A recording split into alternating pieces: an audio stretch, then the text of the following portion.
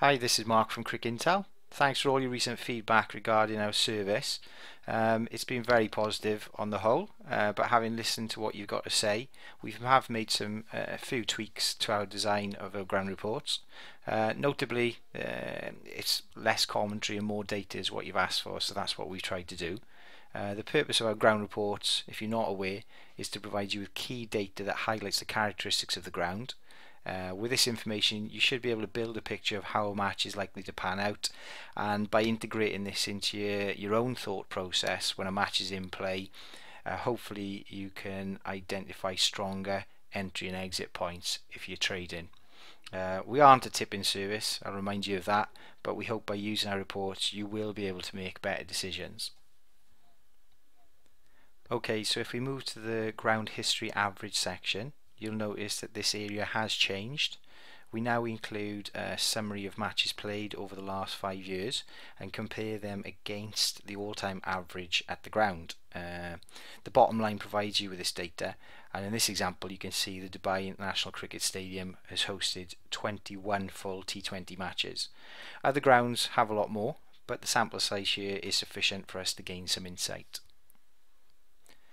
Then in the ground summary, we display a visual radar chart that will give you an immediate snapshot of how key data for the ground compares to all grounds worldwide. The important thing to remember here with our radar chart is that the further towards the outside the higher the values, and the nearer the inside the lower the values. As a rule of thumb, the worldwide average for a statistic will land in the middle of the scale.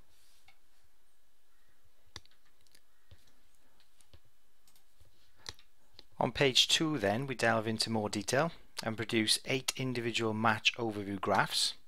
At a glance you should be able to establish any historical ground bias. You will notice that each chart is split into 3 brackets. These haven't been created at random, instead they represent where an equal number of T20 games would fall if all T20 matches were distributed evenly. The dotted red line you can see there highlights where you would expect an average ground to hit. If we move on to page 3, we specifically look at the first innings, and the top section displays 3 batting risk indicators: the average runs per wicket, the average wickets, and average boundaries per wicket. The idea here is that 3 green indicators would suggest batsmen are comfortable at the wicket. However, it doesn't necessarily suggest they will score a high number of runs. Alternatively, if the indicators are highlighted red, it would signify bowlers have the ability to take wickets, and a yellow background would indicate no bias. Below the indicators, they then have 3 charts. Firstly, the average number of runs per over, the average wickets per over, and then lastly how the runs on average are scored. To get the most out of this data, try and use the 3 charts in conjunction with each other to help build upcoming match expectations. On the 4th and final page of the report, we firstly look at the chase and attempt to answer 3 simple questions: what totals can be chased, how easily are totals chased, and how easily do bat first teams win.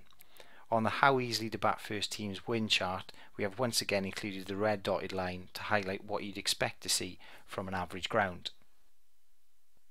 As you move to the bottom of the page then, you'll see a recent match summary that displays key data for the last 5 matches.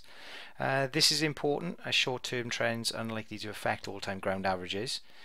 For example, if boundary ropes have been moved in recently, you'd expect to see a rise in boundaries in this section. And to top off the report then, we try to include a few useful pointers under the other useful information section, which may not be immediately obvious from reading the report. Please don't skip this section, as if we notice a standout statistic, this is where we record it for you. Okay, so I hope this video has helped your understanding of how we or how you can interpret our reports. If you need more information, then please visit www.CricIntel.com, and remember you can always follow us on Twitter at @cric_intel. Thanks for listening.